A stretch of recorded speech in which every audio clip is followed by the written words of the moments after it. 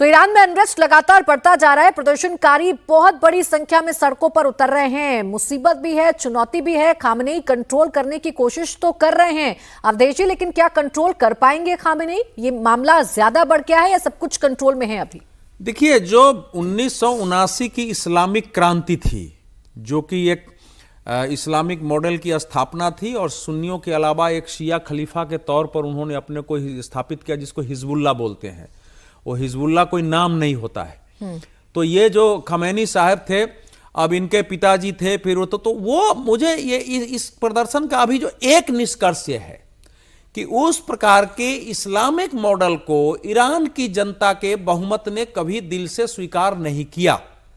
आप मजहब के नाम पर एक मजहब का ऐसा सिचुएशन पैदा हो जाती है जगह जगह कि आपने उसके अनुसार बनाए रखा, लेकिन एक विद्रोह का भाव वहां रहा है। भाई, पहला निष्कर्ष यह है कि ईरान की जनता ने, जो बाहर भी है, उन सबको लगा है कि यह जो इस्लामी मॉडल था, इसने ईरान का किसी भी स्तर पर भला नहीं किया है और आधुनिक युग में यह स्वीकार नहीं है। पहला तो यह हो गया है।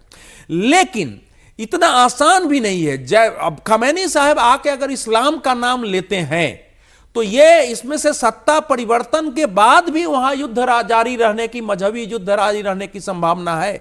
लेकिन इस्लामिक रिवॉल्यूशनरी कॉर्प्स गार्ड पर हमले हो रहे हैं जगह जगह, और वो जो झंडे बदले जा रहे हैं। देखिए, सूर्य और जो शेर का एक तस्वीर है, यह बेबीलोन संस्कृति के समय से वो चली आ रही। कोई राजा साहब पहले भी कहा जाता है, वही नहीं है। ये बेबीलोन और मेसोपोटामिया की जो प्राचीन सभ्यता थी, जिसमें आज ईरान, इराक और आसपास के देश है, वहां से निकला हुआ ये देश है। तो उस समय का लोगों का उड़ा रहे हैं।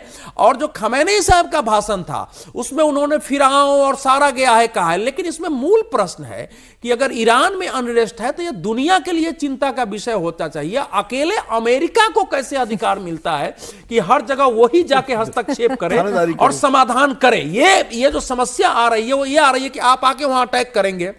राजा साहब पहले आ सकते हैं, राजा साहब पहला भी क्रांतियों का नेतृत्व कर सकते हैं, वो तो स्वीकार हो सकता है। तो वो स्थानीय है वहां के, वो स्वीकार हो सकता है। वहां की व्यवस्था बदले, यूनाइटेड नेशन पर इस पर चर्चा हो सकती है। लेकिन अगर ये अमेरिकी मॉडल के अनुसार ईरान में परिवर्तन होगा तो फिर मिडिल ईस्ट में एक नए इस्लामी विद्रोह की संभावना पैदा होगी, जहां से Osama bin Laden, al Baghdadi जैसे आतंकवादी पैदा होंगे। वो तो बार बार यही कह रहे हैं ना विनोद जी। देखिए, ट्रंप साहब सही कह रहे हैं उदय जी।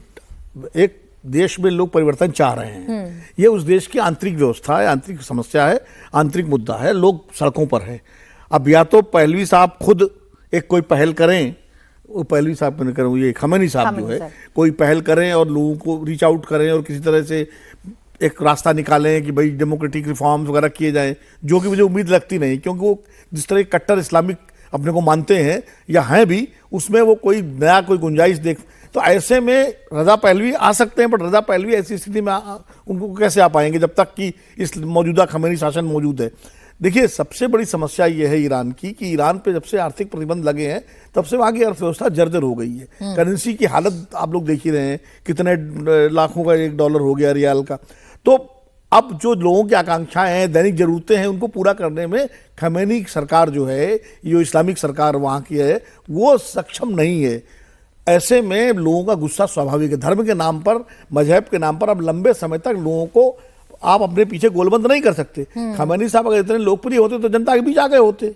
इसीलिए अभी हम लोग पिछले उसमें कर रहे थे कि जब मोदी जी गांधी जी की बात कर रहे थे कि गांधी का ही रास्ता दुनिया का को दिखा सकता है एक नए विश्व व्यवस्था को बनाने में। और जहाँ तक यहाँ भी अगर अमेरिका अटैक करेगा तो वही माना जाएगा कि जिस तरह तेल भंडारों पर कब्जा करने के लिए, क्योंकि वेनेजुएला के बाद दूसरा नंबर ईरान का है तेल के मामलों में, तो यही माना जाएगा कि तेल भंडारों पर कब्जा करने के लिए वेनेजुएला पे अटैक किया आपने, अब ईरान पे हमला किया और वहां एक कठपुतली सरकार बिठा दी।